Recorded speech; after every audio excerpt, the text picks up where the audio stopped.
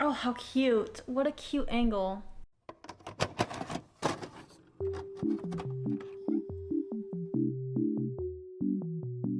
Hello, hello. Oh my goodness. Okay, it's been a hot minute since I've done a reading vlog, like a true reading vlog. And it's also been kind of a hot minute since I've filmed. So this is actually just like really exciting. It is Friday, so the hope is that I can finish this book by Sunday. And it would just be a cute little, this is what I read in this weekend kind of vibe. I have tried this before. I don't know if that footage will ever see the light of day. So this is me trying it again. Different book, different time, 2 times the charm. I know it's technically 3, but we're gonna go with it, okay? This weekend I have nothing planned but to do a little DIY around the house, a little home improvement projects, and read Immortal Dark. Oh, you can't see it. Immortal Dark by Tigest Girma. I hope I said that right. I did look up her name, how to pronounce it, and I'm so sorry if my pre-brain forgot how to say it, but Tigest Girma. Now, I am gonna take the dust cover off because of the glare. Also, how gorgeous is the actual cover of the book? That is gorgeous, love that. But I purchased this because quite literally the first thing in the blurb on Goodreads is that this is The Cruel Prince meets Ninth House. And those are 2 of my favorite series ever, probably. I love The Cruel Prince. And I really do enjoy the Ninth House series, as you can tell from my channel, because I do have a vlog for Hellbent.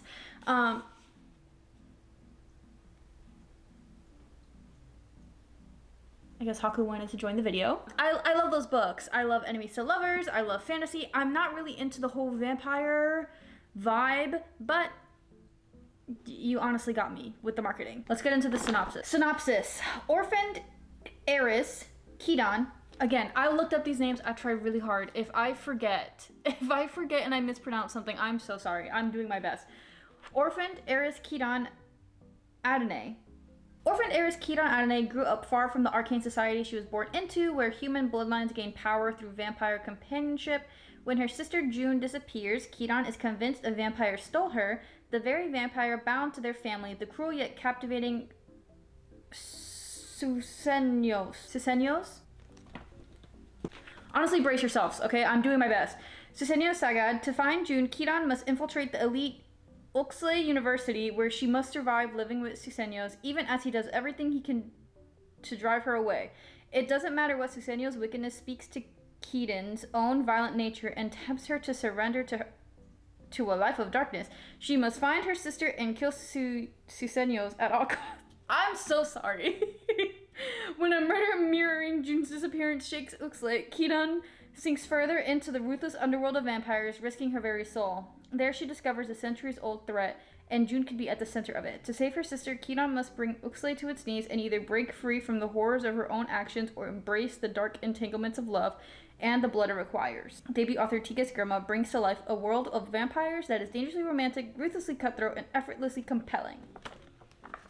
That's the synopsis. I butchered that completely and I'm so sorry. It's giving like everything that I enjoy in books. It has dark academia, fantasy elements, enemies to lovers, a little mystery, murder situation going on. It literally sounds just like a perfect book for me and for the month of October. In terms of expectations, I don't have any except for a good time. I really tried hard not to look at reviews because reviews are very mixed. On one hand, it is telling me that it's like Cruel Prince in Ninth House. On the other hand, Goodreads is only giving it a 3.88 right now as the average rating. So I really did not want to look at any reviews, didn't want to look at anything regarding this book, and I just want to go in with a completely open mind so that I can review, read, enjoy Immortal Dark to its full extent without any bias. Okay, that's enough yapping. That's enough introduction. Let's progress.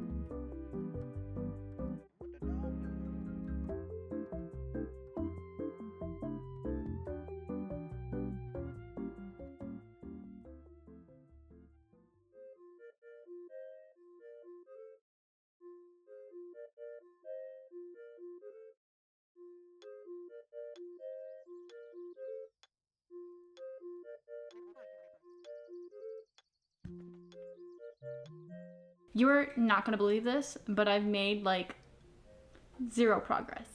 Actually, not 0, but this is where we're at. If it can pick up my bookmark. Page 46. It's Saturday, like 8 o'clock almost, and I'm only on page 46. So we're gonna talk about it while I fix my nails, because for some reason I did my nails and this one keep popping off. Speaking of, where did I place my thumbnail? Huh. All right, y'all, crisis averted, we found it. Like I said, page 46. So far, we'll do a little recap without too many spoilers. In this world, the vampires and the humans used to beef. They actually hated each other. The vampires, that I can understand from right now. The vampires just used to eat the humans, obviously. Makes sense. Until these 3 sages came to be, and they basically said, yo, we gotta stop this, because humanity cannot just go down like this. We need to figure out what's going on. The first 2 sages failed. I believe they're dead. Well, they are dead, but I believe they died because of vampires.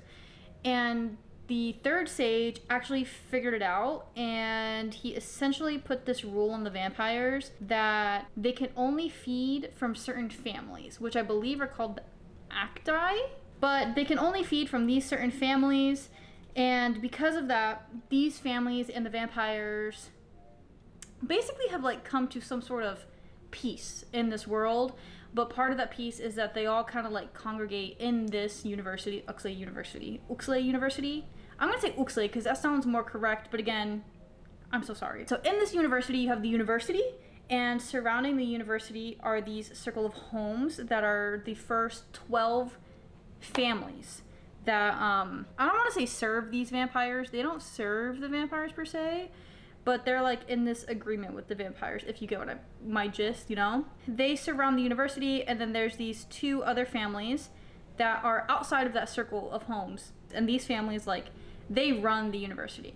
They are the ones who tend to be the deans, and they're like the top of the top for some reason. I believe like they're the first 2 that like started with the vampires, or like started, like they're founders of the university.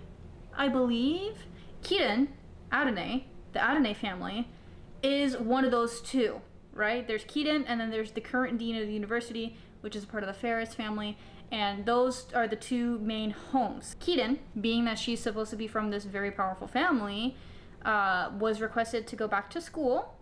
Well, not back to school. She was requested to come to the school to basically take over her house. In the will and testament of the family members of Keaton, it basically is that it has to be owned by someone in the family.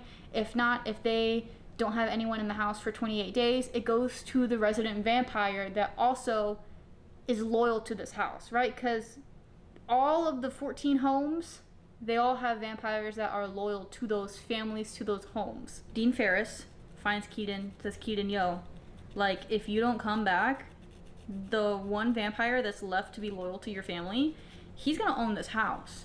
Meaning he's gonna have this money and all this power, because the homes also have magical power associated to them. And so we can't have that, because low-key, your family is actually like a pillar of this university. It is one of the 2, so you really need to come back. And if you come back, you'll have all of this, and you'll be able to figure out what's going on with June, right? Which is the unspoken thing. Because the dean says, June is not here, girl. June was not kidnapped, your sister, to this university. And Keaton has some very strong evidence, or what she thinks is strong evidence, proving that June was kidnapped. Is Keaton just also really prejudiced against vampires? Heck yeah. Is that maybe blinding her judgment? Obviously. But we'll get to that, I'm assuming, once we continue with the book. So, Keaton's like, you know what? I need to go to the source. I need to go to this university, and I need to find June myself. Because apparently, no one in this freaking world cares about June like I care about June, and that means I need to go to the source. I need to go find her. I'm gonna go figure out what the hell is going on at this university. She accepts it, which obviously the university is like, yay, we have a family member again. Now she just has to like go through all these steps and prove that she can actually handle the magic of this house, which is great because we really actually need her to do this, because we do not want it to get into the hands of this vampire for whatever reason. Keaton goes, she shows up, she finds this bird that's dead or almost dying, and she's, for whatever reason, holding it in her hand, and she's holding it tightly, and she runs into a vampire.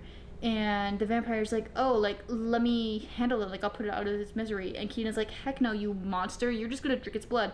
So in her anger, Keaton actually, like, kills this bird by suffocation, which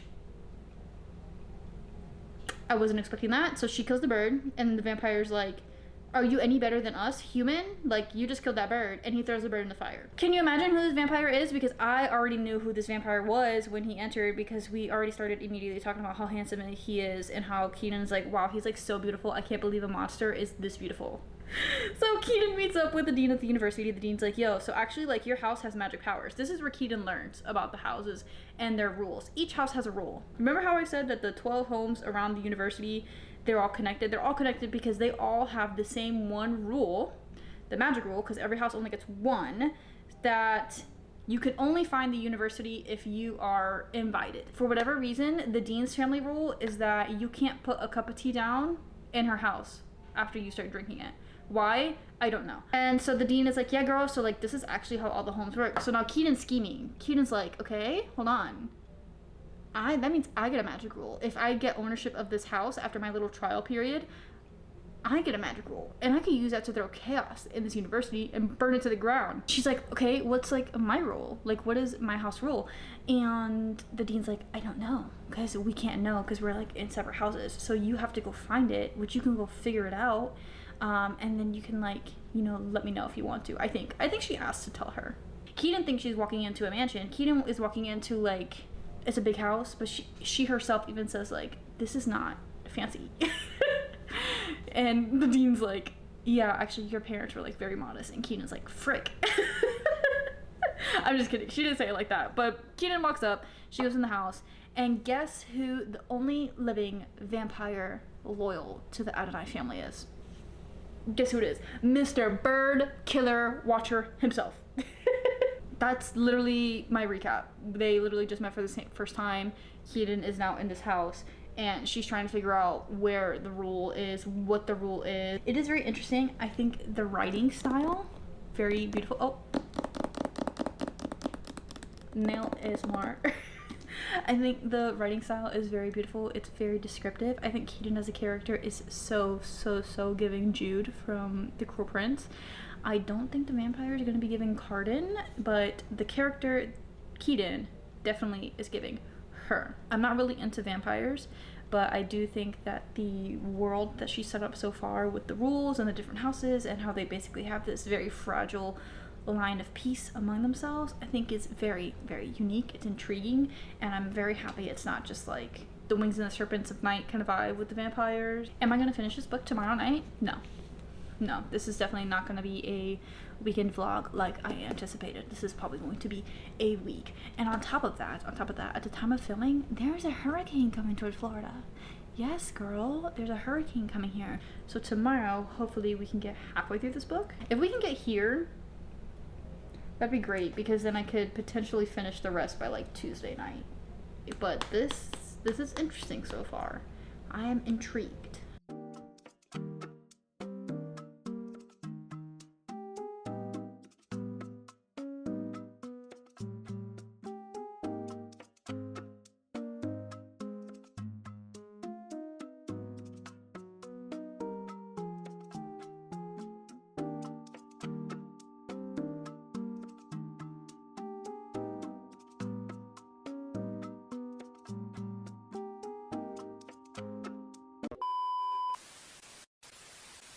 Several long days later. I hate that I have to make this video. I really hate that I have to make this video. It is Thursday, October 16th, 15th, I don't know. It's been over a week since I've last updated y'all. Obviously, there was a hurricane, and that was part of the reason why I didn't update.